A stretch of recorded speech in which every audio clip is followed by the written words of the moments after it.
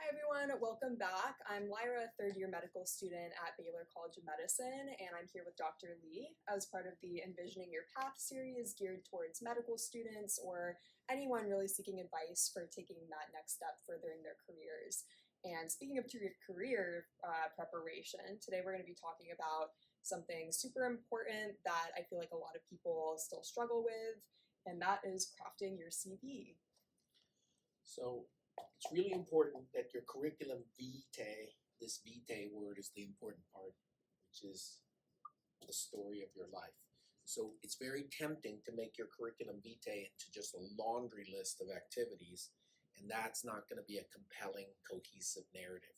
What we're trying to do is weave your vitae into a cohesive, structured narrative that demonstrates growth over time. That is the key thing. So when we're reading these CVs, we're looking for personal and professional growth. We're looking for a positive trajectory,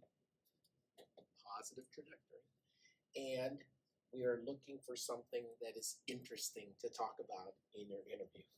And so, for example, in your hobby section, if you have a hobby, then you want to make it attractive to the listener or to the reader to pick it.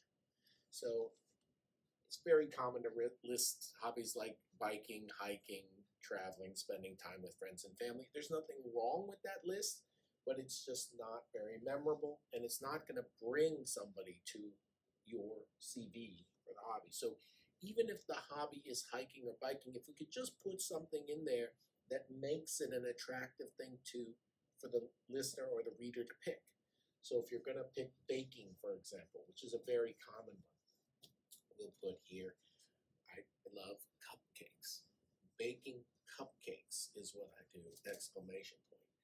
That brings the reader to the baking, but really what they see is the cupcakes. You're trying to generate a question here. Do I want to know more about this cupcakes? What cupcakes? What does she mean by that?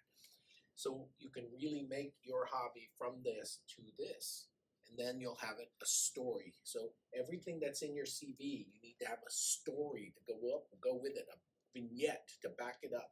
So don't list anything down here unless, number one, it's authentic. Number two, there's a story. Because really what you're trying to do is engage your interviewer to ask you about something.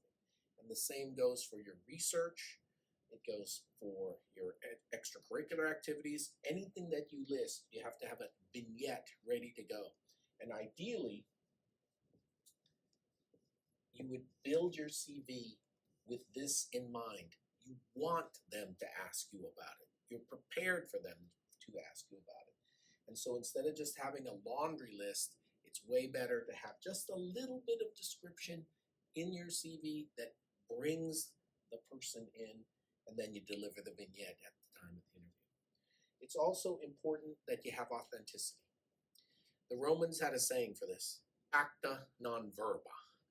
It is action, not words, that defines a vitae. Your life is not defined by words. It's defined by actions. You should show passion, not tell passion. You should show reliability, dependability, hard work, not tell people that you're reliable and dependable. Enzo Ferrari once said, passion, it cannot be stated, it can only be lived. And that is what that word means, vitae. You are showing that you have lived an experience. You have lived extracurriculars. You have lived hobbies, not a laundry list. So you're all used to writing your vitae. You have excellent vitaes. The difference is when you're envisioning your path, make sure that we can see your vitae.